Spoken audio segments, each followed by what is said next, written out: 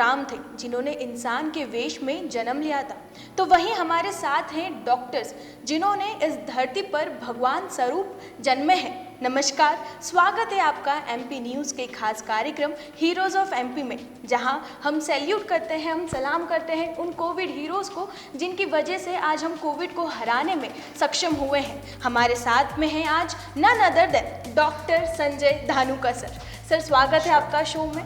Sir, कैसा feel हो रहा है अभी इस समय जहां कोविड की सिचुएशन अब कहीं ना कहीं कंट्रोल में आ गई है, अब बहुत हद तक सब मतलब एक करेक्शन है, मतलब सब सेफ है, कैसा फील हो रहा है अभी इस समय? बहुत ही सुकून महसूस हो रहा है, क्योंकि वाकई में कोविड का जो समय था वो बहुत ही हृदय विदारक था, दहशत ज़दा था। कब सुबह होती थी कब रात होती थी पता नहीं चलता था। तो आज जब ऐसा लगता है कि कोई मरीज़ नहीं है कोविड के या बहुत कम हो गए हैं, तो ऐसा लगता है कि चलो पूरी कम्युनिटी अब सेफ है और सुखी है। सर, एक टाइम पे कितने पेशेंट उस टाइम पे आप मतलब उनको ट्रीटमेंट प्रोवाइड करते थे? कितने घंटों तक आपको उनको मतलब पेशेंट्स को आपको देखना पड़ता था? हमारे पास कुल 55 मरीज होते थे अस्पताल में, 55 से 60 के बीच में। और जब मैं पीपीई किट पहन के घुसता था एक बार, तो कम से कम 7 घंटे लगते थे पूरे राउंड ख़त्म करने में जी। क्योंकि उसमें आईसीयू के भी मरीज़ होते थे, एचडीयू के भी मरीज़ होते थे जिनमें ज़्यादा समय लगता था। तो 6 से 7 घंटे तक बगैर कुछ पानी पिए, बगैर कुछ पसीने में तरबतर होके हमको निकलना पड़ता था। हम 1 घंटा भी मुश्किल से भूखा नहीं रह सकते, हम भूख सहन नहीं कर सकते, प्यास तो हम सोच भी नहीं सकते कि हम अपनी प्यास कैसे सहन करें।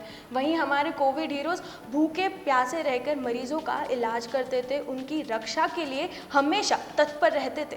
सर, पीपीई किट में क्या मुश्किलें आती थी? क्योंकि हमने कई बार देखा था, टीवी पे भी बहुत बार आते थे, दिखते थे, बहुत मुश्किलों का सामना करना पड़ता था। सर, कितना मुश्किल था वो समय? सबसे ज़्यादा तकलीफ पीपीई किट की थी कि उसमें हवा आती नहीं, तो पसीने में आप पहले 20-25 मिनट में ही तरबतर हो जाते थे, भयंकर पसीना आता था।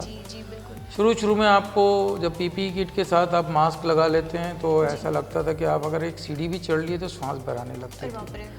आपको कभी अगर मुंह पे हाथ भी टच करना है तो आप नहीं कर सकते, जैसे हैं वैसे ही आपको काम करना है। हाथों में पसीना आने लगता था, ग्लव्स पहने होते थे, गॉगल पे कई बार फॉगिंग हो जाती थी तो बड़ी मुश्किल आती थी मरीजों को देखने में। और एक अनकंफर्टेबल तो हमेशा ही बना रहता था। जो पीपी किट के नुकसान है वो तो बने ही रहते। हम लोग हमेशा कंप्लेन करते रहते हैं कि हम मास्क दिन भर लगा के रखते हैं, हमारे कान दुखते हैं, हमारे ये दुखते हैं। हमारे डॉक्टर्स थे जिन्होंने घंटों तक पीपी किट पहने रखे, जिसमें उन्होंने न जाने कितनी तकलीफ़ें सहन करी होंगी। सर, इसी के साथ ही हमारे कुछ दर्शकों के कुछ सवाल आते हैं जो मैं आपसे पूछना चाहती हूँ। सर, हमारी दर्शक हैं विजयनगर से सुमन जी, उनका सवाल है कि उनको कुछ कारणवश वो कोविड का सेकंड डोज नहीं ले पाई और अभी वो शिफ्ट हो चुके हैं दूसरे सिटी में, तो कितना अभी वो कोविड का सेकंड डोज दूसरे सिटी में भी ले सकते हैं? Is it safe? Yes. Covid का सबसे बढ़िया और खूबसूरती यही है इस देश की कि आपने कोविड का पहला टीका कहीं भी लिया हो, पर आप देश के किसी भी कोने में जाके कोविड का दूसरा टीका ले सकते हैं और लेना ही चाहिए, क्योंकि ये बहुत ज़रूरी है आपके लिए, आपके परिवार के लिए और आपके समाज के लिए कि आप अपने दोनों टीके लें। क्योंकि आप देख सकते हैं कि जिस तेज़ी से भारत में टीकाकरण हुआ है उतनी तेज़ी से कोविड कम हुआ है। और जिन देशों ने, जिन शहरों ने, जिन राज्यों ने टीकाकरण को ध्यान नहीं दिया, वहाँ आज भी कोविड जिंदा है। बिल्कुल। तो सुमन जी, आपके सवाल का मेरे ख्याल से सर ने एकदम करेक्ट आंसर आप तक पहुंचा दिया है कि आप भले ही कहीं भी हो, किसी भी राज्य में हो, आप कोविड का सेकंड डोज लगा सकती हैं। बिल्कुल सेफ है अभी भी सेकंड डोज लेना।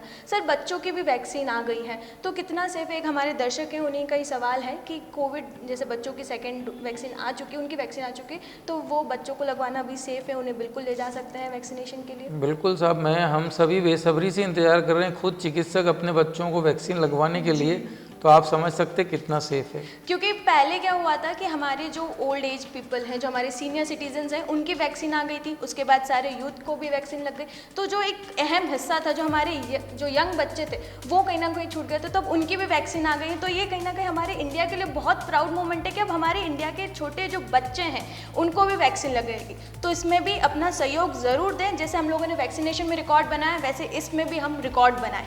क्या बात है ना?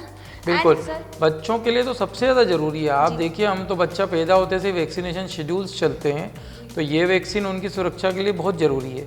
और जहाँ तक बात है सेफ्टी की, तो सेफ्टी तो वैक्सीन की शुरू के पहले चरण में ही साबित हो जाती है। अभी जो बच्चों के लिए है वो उनका डोजिंग की है, इसलिए डिले हुआ है। बच्चों के डोजिंग की और सेफ्टी आ गई तो अब बच्चों को लगाना चाहिए उसमें टीके में, कोई दिक्कत नहीं। बिल्कुल, तो इसमें बढ़ चढ़कर हिस्सा लें और बच्चों को वैक्सीनेशन जरूर करवाएं। सर, जो एक अफवाहें जो उड़ी थी, बहुत ज़्यादा एक तकलीफ का माहौल आया था, ऑक्सीजन की कहीं ना कहीं शॉर्टेज थी, सर उस चैलेंज को आपने कैसे ओवरकम किया? देखिए, ऑक्सीजन की कमी इसलिए आई थी कि एक पैनिक था, हालांकि सरकार ने उस चैलेंज को ओवरकम किया और बाकायदा हर जगह से मेहनत जरूर करना पड़ी, थोड़ा दौड़ना पड़ा, ऑक्सीजन का इंतजाम करना पड़ा, पर हर मरीज को मैंने तो कोई सुना नहीं है, जो न्यूज़ चैनल्स में आता है, परंतु मैक्सिमम पेशेंट जो हैं उनको ऑक्सीजन अस्पतालों में बराबर मिली है।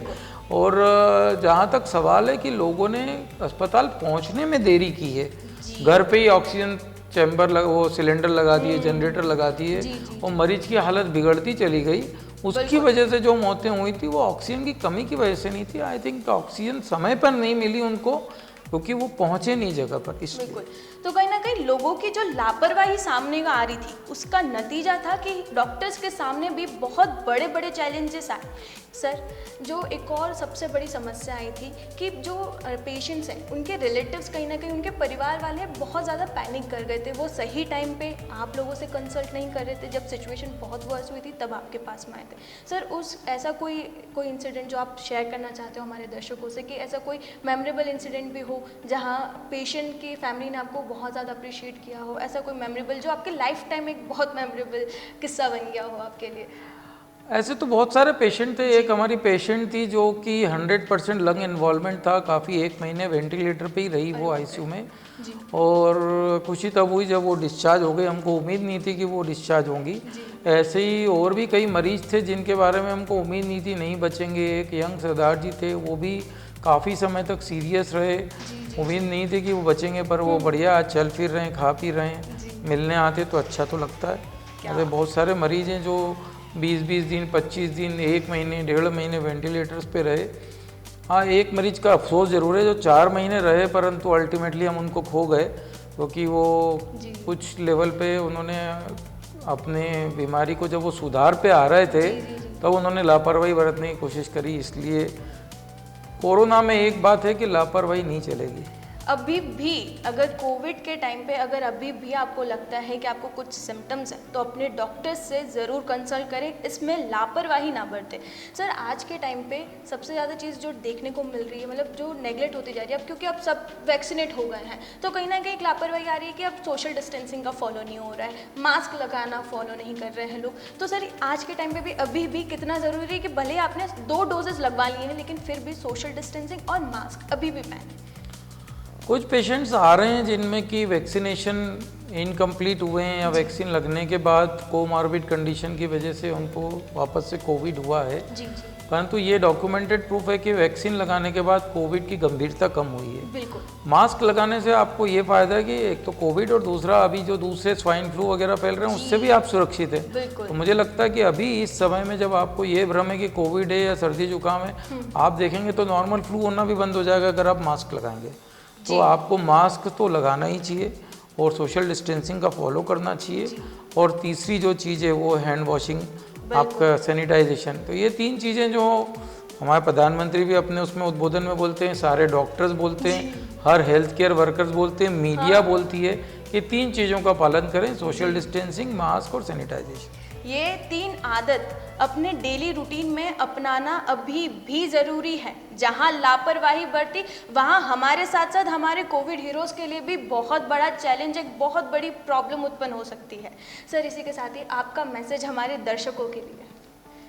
बस मैं यही बोलूँगा कि बीमारी कोई भी हो, कोविड है, इबोला है, बीमारियाँ स्वाइन फ्लू है, आती जाती रहती हैं, पर जब जब हम लापरवाह होते हैं बीमारी हमारे शरीर में आती है। पहला नंबर तो सावधानी बरतें। दूसरा, हम लोग अपनी सेहत के प्रति लापरवाह ना, मॉर्निंग वॉक, एक्सरसाइज, योगा, ये कोविड और दूसरी सभी बीमारियों से बचाती है।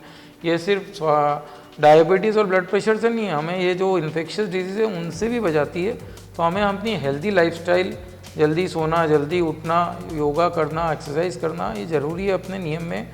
और अच्छा खाना खाना, मैं देख रहा हूँ आजकल जो है जंक फूड का सेवन बढ़ गया है, तो इस पर भी बच्चों को ध्यान देना चाहिए कि जंक फूड कम करें और प्रोटीन डाइट बढ़ा दें।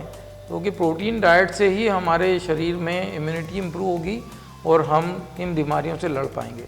बिल्कुल sir, thank you so much for having us here and आपका इतना कीमती समय हमें देने के लिए। संजय सर से बात करके मुझे इतना इंस्पायरिंग फील हो रहा है, मुझे इतना मोटिवेटिंग फील हो रहा है सर। आप इतने अच्छे से आपने सारी चीज़ों के हमें जवाब दिए, जो हमारे दर्शकों के कुछ सवाल थे उन्हें बहुत अच्छे से आपने प्रेजेंट करे। Thank you so much for being there for us.